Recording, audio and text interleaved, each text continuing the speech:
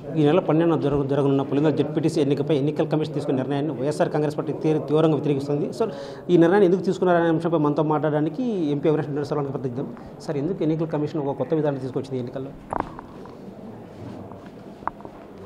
ఇవాళ అధికార పార్టీ తెలుగుదేశం ప్రభుత్వం యొక్క ఇన్ఫ్లుయెన్స్లో స్టేట్ ఎన్నికల కమిషను ఎంత ఘోరమైన, ఎంత రెక్లెస్ బిహేవియర్ అంటే 4,000 మంది ఓటర్లకు సంబంధించి వాళ్ళకి దగ్గరలో ఉన్న పోలింగ్ బూత్స్ కాకుండా పక్క గ్రామంలో ఉండే పోలింగ్ బూత్స్కు ఇలా ఓట్లు మార్చినారు.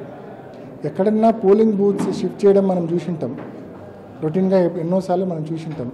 కానీ పోలింగ్ బూత్స్ అట్లే పెట్టి ఓటర్లను షిఫ్ట్ చేయడం అనేది ఎక్కడా చూసింటాం. ఇది చాలా విడ్డూరమైంది. ఇవాళ ఈ ఎర్రబెల్ల గ్రామంలో కానీ, నల్లబరెడ్డిపల్లె గ్రామంలో కానీ, నల్లగొండవారిపల్లిలో కానీ జరిగింది ఇదే. ఉదాహరణకు నల్లగొండవారిపల్లిలో 650 మంది ఓటర్లు ఉన్నారు. వాళ్ళకు ఒక పోలింగ్ బూత్ కూడా ఉంది. ఇప్పటి వరకు ఇన్నేళ్లుగా ఎన్నో పర్యాయాలు ఎంపీటీసీ జెడ్పీటీసీ ఎన్నికలు జరిగాయి. ఇన్ని సంవత్సరాలుగా, ఇన్ని పర్యాయాలుగా ఆ 650 ఓట్లు వాళ్ళ పోలింగ్ బూత్లోనే ఓటేసుకున్నారు. వాళ్ళ గ్రామంలోని వాళ్ళ పోలింగ్ బూత్లోనే ఓటేసుకున్నారు. కానీ ఫర్ ద ఫస్ట్ టైం ఈ ఎలక్షన్లో ఆ 650 మంది ఓట్లలో ఒక్క ఓటు కూడా వాళ్ళ పోలింగ్ బూత్లో లేదు. మొత్తం అందరూ 4 కిలోమీటర్ల ప్రయాణం చేసి నల్లపరెడ్డిపల్లె వరకు ప్రయాణం చేసి వచ్చి అక్కడున్న పోలింగ్ బూత్లో ఓటేయాలి. మరి నల్లగొండవారిపల్లె పోలింగ్ బూత్లో ఎవరు ఓటేస్తారంటే నల్లపరెడ్డిపల్లె వాళ్ళందరూ పోయి ఆడ ఓటేస్తారు. చూసేదానికి, వినేదానికి ఎంత అన్యాయంగా ఉంది.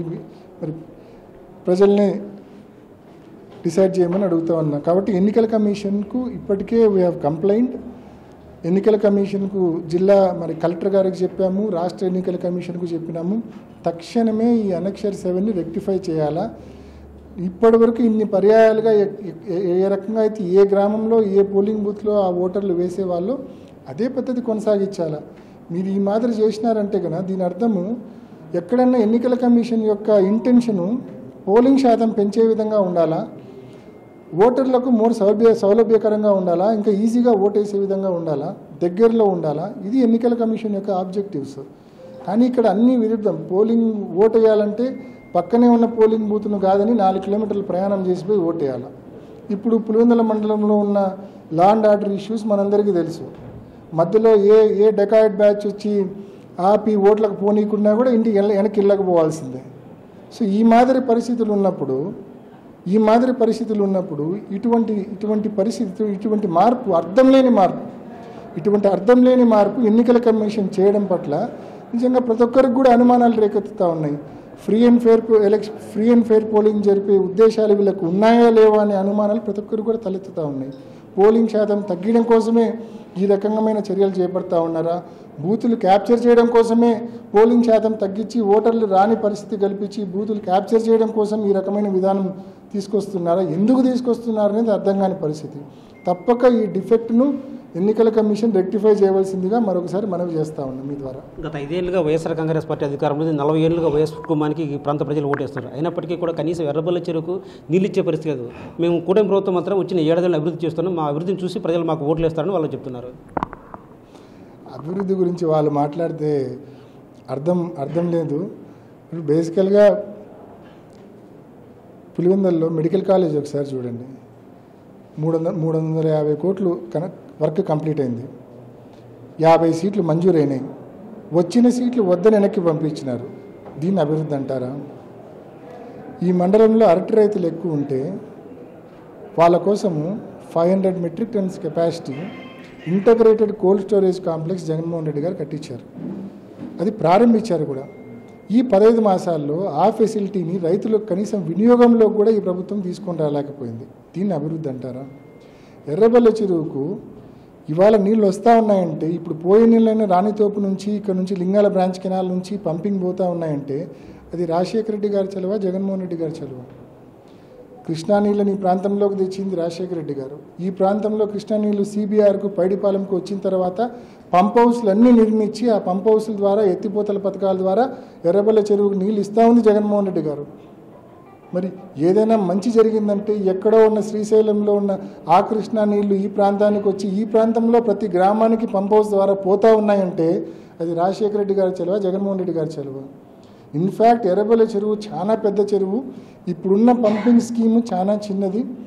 ఈ పంపింగ్ స్కీమ్తో ఈ చెరువు నిండాలంటే 3 నెలలు 4 నెలలైనా కూడా నింపలేమని భావించి గిడ్డంగివారిపల్లె నుంచి మన సిబిఆర్ నుంచి చిత్రావతి రిజర్వాయర్ నుంచి గిడ్డంగివారిపల్లెకు ఏదైతే పైప్ లైన్ జగన్మోహన్ రెడ్డి గారు గవర్నమెంట్లో స్టార్ట్ చేశారో ఆ పైప్ లైన్ పనులు చాలా మటుకు జరిగినాయి. 70% పైప్ లైన్ పనులు జరిగినాయి. కొన్ని ఫారెస్ట్ ఏరియాస్ వలన కొంచెం పని హెల్డప్ అయింది. ఈ 15 నెలల్లో నిజంగా ఎర్రబెల్లె గ్రామం పైన ఎర్రబెల్లె చెరువు పైన ఈ ప్రభుత్వానికి నిజంగా చిత్తశుద్ధి ఉంటే ₹1 పనైనా చేశారా? చేసి ఉంటే ఈ పాటికి మన ఎర్రబెల్లె చెరువుకు మరి డైరెక్ట్గా సిబిఆర్ నుంచి నీళ్ళు వచ్చిండేటి కదా. ఆ రూట్లో నీళ్ళు వస్తే కేవలం 4 రోజుల్లో చెరువు నిండుతుంది, 100 క్యూసెక్స్ పర్ డే. సో ఇవన్నీ కూడా శాశ్వతంగా ఉండేవి చేయకుండా కేవలం మాటలు. అది కూడా ఏంది, ఎన్నికల నోటిఫికేషన్ వచ్చిన తర్వాతనే వీళ్ళకి అభివృద్ధి గుర్తొచ్చింది. ఎన్నికల నోటిఫికేషన్ వచ్చినాకనే వీళ్ళకి ఎర్రబెల్లె చెరువు గుర్తొచ్చింది. నోటిఫికేషన్ రాకముందు, ఈ జెడ్పీటీసీ ఎన్నికల నోటిఫికేషన్ రాకముందు 2 నెలల పాటు ఆ గ్రామాల రైతులు, ఎర్రబెల్లె, కొత్తపల్లె, నల్లపరెడ్డిపల్లె రైతులు ఎన్నోసార్లు టీడీపీ నాయకుల దగ్గరికి పోయినారు చెరువుకు నీళ్లు పంప్ చేయించమని చెప్పి మన లింగాల కుడికాలువ నుంచి. కానీ వాళ్ళు పట్టించుకోలే, ఏమాత్రం పట్టించుకోలే. రైతులకు పక్క వాటర్ టేబుల్ డిప్లీట్ అయ్యి బోర్లలో మరి పైపులు దించుకోవడం కావచ్చు, కొత్త బోర్లు వేసుకోవడం కావచ్చు, చాలా అదనపు భారం రైతుల మీద పడతామన్న పరిస్థితుల్లో నేను రైతులందరినీ తీసుకొని ఇరిగేషన్ ఆఫీస్కి వెళ్ళి అక్కడ ఏంది ప్రాబ్లం, ఎందుకు పంపింగ్ చేయడం లేదంటే ట్రాన్స్ఫార్మర్ లేదని చెప్పి వాళ్ళు సమాధానం ఇచ్చినారు.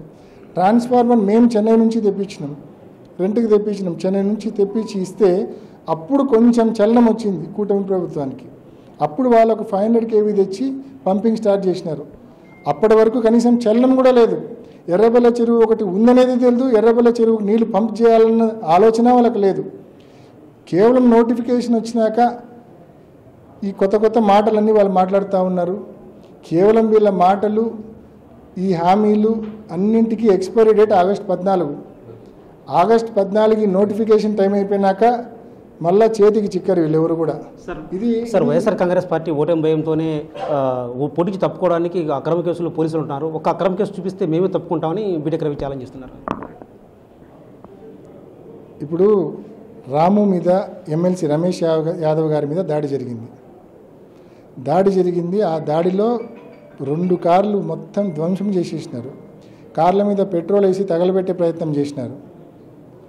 ఇన్ఫ్యాక్ట్ లోపల ఉన్న రామును, రమేష్ను కూడా తీవ్రంగా గాయపరిచినారు. రాముకు అయితే తల సుమారుగా డ్యామేజ్ చేసినారు. మరి ఈ మాదిరి దాడి చేసిన తర్వాత రాము కంప్లైంట్ ఇస్తే తెలుగుదేశం వాళ్ళు వేముల నుంచి ఒకరిని తెచ్చి ఫాల్స్ కంప్లైంట్ ఇప్పించి రాము మీద, తర్వాత హేమాద్రి రెడ్డి మీద మరొక 50 మంది అంట కులం పేరుతో దూషించినారంట, ఇంకా కొట్టినారంట. ఇది ఫాల్స్ కేసు కాదా? బీటెక్ రవిని ఆయన కుటుంబం మీద ప్రమాణం చేసి చెప్పండి, ఇది ఫాల్స్ కేసు కాదా? Number 1. 2, Pulivendula vice MPP Vishwanath Reddy మొన్నటి వరకు వైఎస్ఆర్ కాంగ్రెస్ పార్టీలో ఉన్నాడు. 4 రోజుల క్రితం టీడీపీలోకి పోయినాడు. టీడీపీలోకి పోయిన ఫస్ట్ డేనో సెకండ్ డేనో పోలీస్ స్టేషన్కి వెళ్ళి కంప్లైంట్ ఇచ్చినాడు. ఇట్లా అవినాష్ రెడ్డి పిఏ రాఘవరెడ్డి, అవినాష్ రెడ్డి తండ్రి భాస్కర్ రెడ్డి గారు అండ్ హైదరాబాద్ నుంచి శంకర్ రెడ్డి అన్న వీళ్ళందరూ కలిపి ఆయన ఏదో దబాయించినారు, నరుకుతామన్నారని చెప్పి ఒక ఫాల్స్ కంప్లైంట్ స్టేషన్లో ఇచ్చినాడు. ఇది ఫాల్స్ కంప్లైంటా లేకుంటే కరెక్ట్ అనేది అది కూడా బీటెక్ రవిని అడగండి. ఇన్ని క్రిమినల్ బ్రెయిన్, వీళ్ళకు ఏదైనా మంచి చేసి ఓట్లు అడగాల, పులివెందుల ప్రజలను ప్రేమతో గెలవాలి కానీ కుట్రలతో గెలవలేరు. ఎవరికైనా ఇదే వర్తిస్తుంది.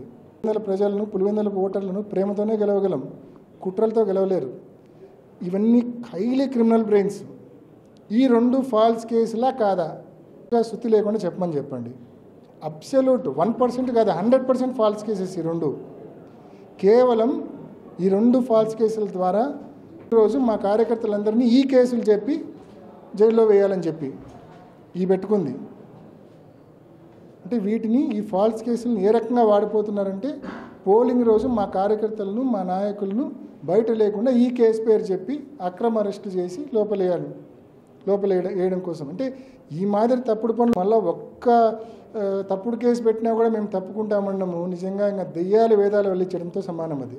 గతంలో ఎప్పుడు లేని విధంగా ఈ ఎన్నికల్లో మాత్రమే ఎన్నికల కమిషన్ ఒక కొత్త విధానం తీసుకొని వచ్చి ఒక గ్రామానికి చెందిన ఓటర్లు మరో గ్రామంలో ఓటేసే విధంగా, అంటే ఇది కేవలం ఓటర్లు పోలింగ్కు రాకుండా అడ్డుకోవడం కోసం ఇలాంటి విధానం తీసుకొచ్చిందని ఎంపీ అవినాష్ రెడ్డి ఆరోపిస్తున్నారు. కెమెరా పర్సన్ సుదర్శన్తో శివ, బిగ్ టీవీ, పులివెందుల నుంచి.